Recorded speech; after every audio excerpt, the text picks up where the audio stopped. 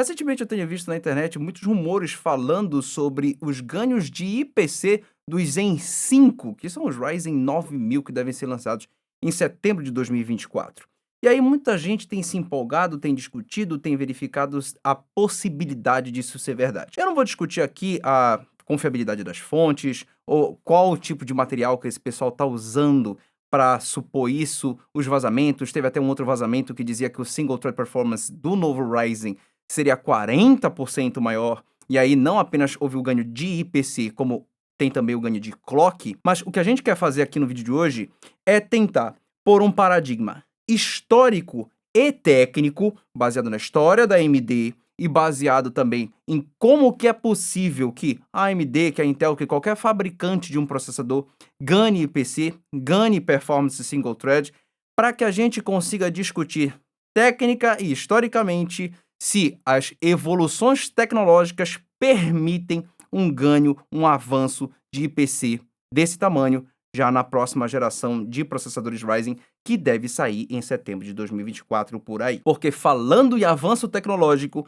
se tinha uma coisa que eu achava que era impossível avançar tecnologicamente e haver inovação, era em uma camiseta. Aliás, isso aqui não é uma camiseta, cara. Isso aqui é uma Tech T-shirt da Insider. E francamente, pessoal, como tudo que eu trago pro canal, eu faço questão de testar antes de falar pra vocês. E essa camisa caiu como uma luva pra mim. Tô falando de uma camisa leve, macia, em que mantém a temperatura do teu corpo, é respirável, confortável, ela não precisa ser passada. Você pode até amassar a camisa, mas só de você colocar no seu corpo e ela ter o decaimento, com o tempo ela vai abrindo e vai conseguindo perder os amassos que você deixou. Pra mim, que sou um cara que vive no trabalho, vive na correria, só colocar essa camisa, ainda mais agora, né? Eu tô um pouquinho fit, né?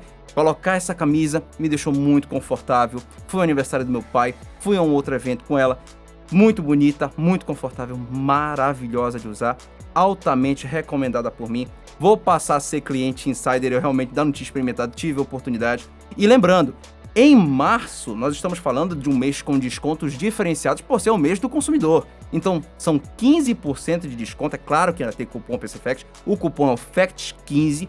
E aliado a outras promoções que está tendo na loja, que o link vai estar aí na descrição, você vai ter até 38% de desconto a depender do produto. Estamos falando de camisa, das Tech T-shirts, estamos falando de underwear, das cuecas, estamos falando de vários outros produtos, dentre as diversas possibilidades que tem lá no site. Tá bom, pessoal? Então eu convido vocês a experimentar. Se você experimentar, você vai fazer que nem eu, você vai comprar vários modelos. Vamos passar primeiro pela parte histórica. O que a AMD já trouxe de avanço de IPC historicamente que permita que a gente faça uma inferência de que ela vai trazer um avanço de 30%, 40%? Eu não me lembro disso na história recente da AMD. Talvez a AMD tenha passado de um ganho de PC de 20%, saindo do FX para o Zen. E aí sim, beleza.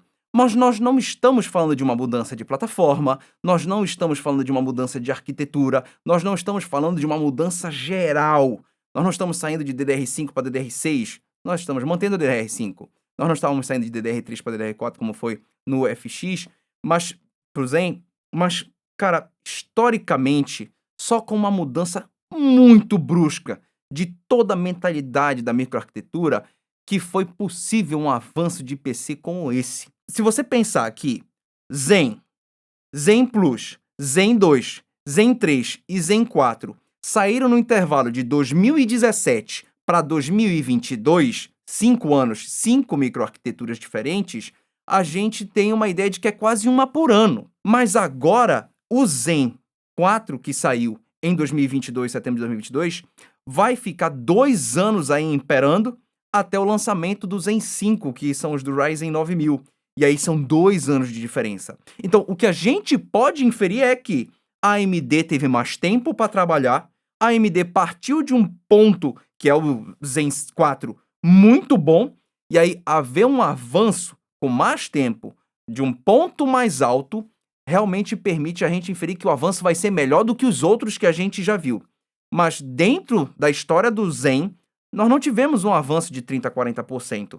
Então, eu não acredito que, baseado na história, a gente tenha 40% de single thread performance ou 30% de PC. Mas a gente pode ter um ganho que nunca foi visto até o momento. E aí entra o outro aspecto. Tá, Marcos, por que você acredita nisso, não apenas baseado na histórica, mas na parte técnica? Como que os caras conseguem entregar um ganho geracional em IPC ou até em Single Thread Performance de maneira técnica? O que eles fazem? Vamos lá, por partes. Eu vou primeiro explicar a tecnicidade mesmo e depois eu vou trazer isso pro teu cotidiano para tu entenderes a importância de cada uma dessas etapas matematicamente na tua cabeça. Vamos falar aqui inicialmente de unidades computacionais matemáticas, né, realmente de aritmética. Quanto mais você coloca, mais instruções dentro do mesmo ciclo você consegue fazer. Só que essas unidades, elas vão exigir mais espaço.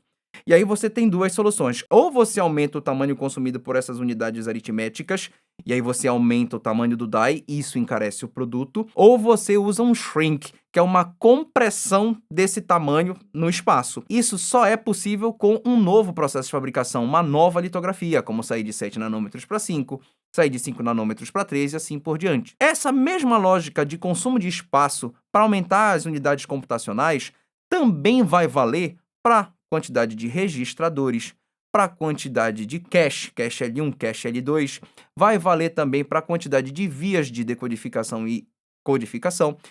Tudo isso permite que o processador seja mais rápido para fazer as operações matemáticas, afinal, ele tem mais núcleos, vamos dizer assim, tem mais unidades, vai permitir com que ele tenha um armazenamento desses dados muito maior, vai permitir com que esses dados trafeguem por mais vias, seja para ir, seja para voltar, seja para armazenar, seja para trazer o dado.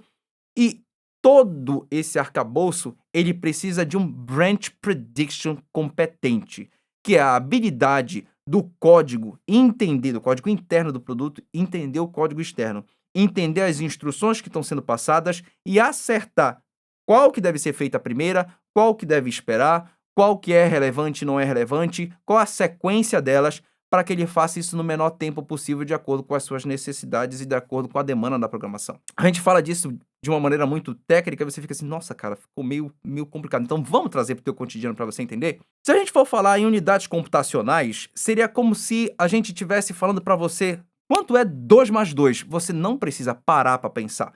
Você simplesmente responde, 2 mais 2 é 4. Você não precisou acessar nenhum dado dentro da sua memória, é um reflexo. Essa propriedade matemática ela é feita instantaneamente dentro de um registrador do processador. Chegou, pum!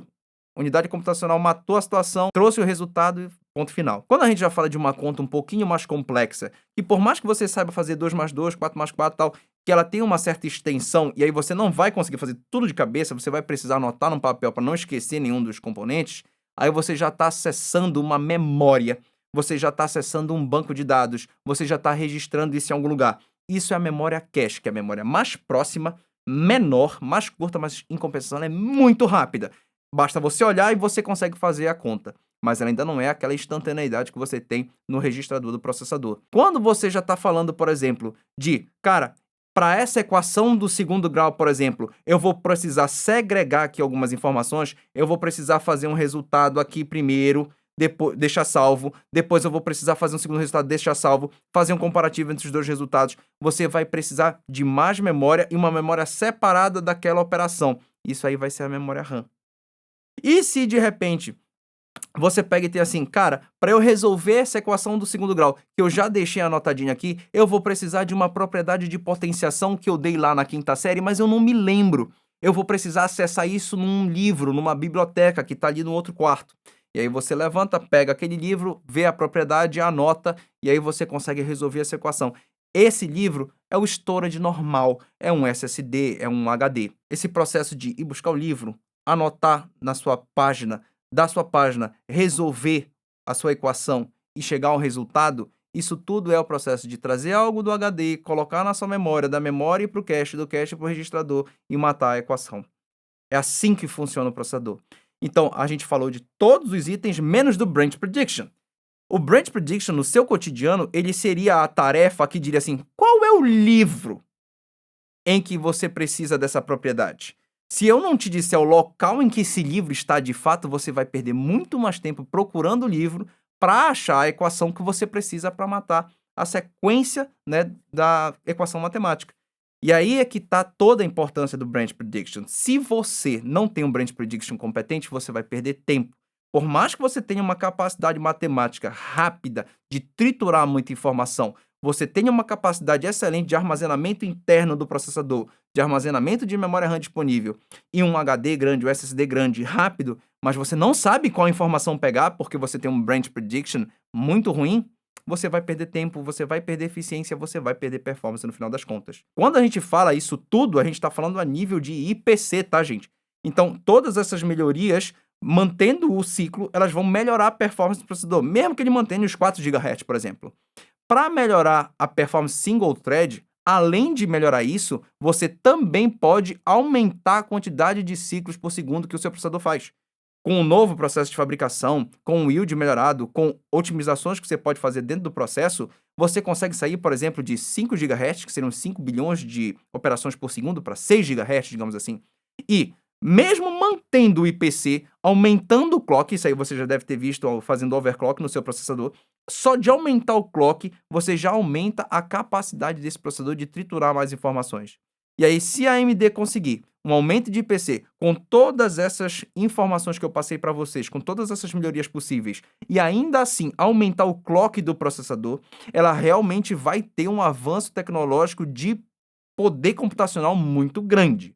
Mas eu ainda não acredito, francamente, que nós cheguemos em 30, 40% de ganho. Se a AMD chegar, eu confesso para vocês que vai me surpreender, que vai surpreender muito provavelmente toda a comunidade de hardware no mundo, porque esses saltos eles não são normais. Mas a AMD teve tempo para desenvolver esse produto, ainda está com tempo, a AMD está com dinheiro, está com investimento, está ganhando muito com inteligência artificial, ela pode usar a inteligência artificial para melhorar o firmware dos seus processadores, os drivers, melhorar a própria forma de trabalhar o branch prediction e as instruções. Então, tudo isso é bem possível. Talvez a gente esteja próximo de ver uma revolução da inteligência artificial na fabricação dos processadores, dos firmwares e de software de uma maneira geral. Então, talvez a gente se surpreenda. Mas, se isso acontecer, vai ser realmente uma grande evolução. Entretanto, o que a gente não pode aceitar, tanto da AMD, quanto da Intel, quanto de qualquer fabricante nesse momento, é que eles tragam produtos, principalmente a AMD, que está com 2 anos aí desenvolvendo esse novo Ryzen, e já vem de uma M5 de 2 anos passados, a gente não pode aceitar uma plataforma bugada, com erros de sistema, com vulnerabilidades. Isso tudo seria inaceitável e o PC Facts vai estar aqui vigilante para saber o que vai estar acontecendo no futuro do Zen 5 e a cobertura vai rolar toda por aqui. Tá bom, pessoal? Então já sigam a gente aí no canal, não se esqueçam de deixar aquele like, comentem o palpite de vocês. Baseado no que a gente falou aqui, na experiência que vocês têm, no histórico que vocês lembram, das revoluções que vocês viram de processadores, qual é a teoria de vocês? Quanto que vai ter de percentual de ganho nos Ryzen de próxima geração?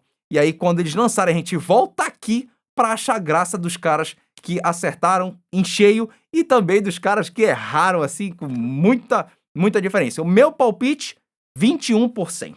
Melhor do que o que já se viu até o momento, mas nada próximo aí de 30, 40%, que eu acho um exagero. Tá bom, pessoal? Um grande abraço e até o próximo vídeo.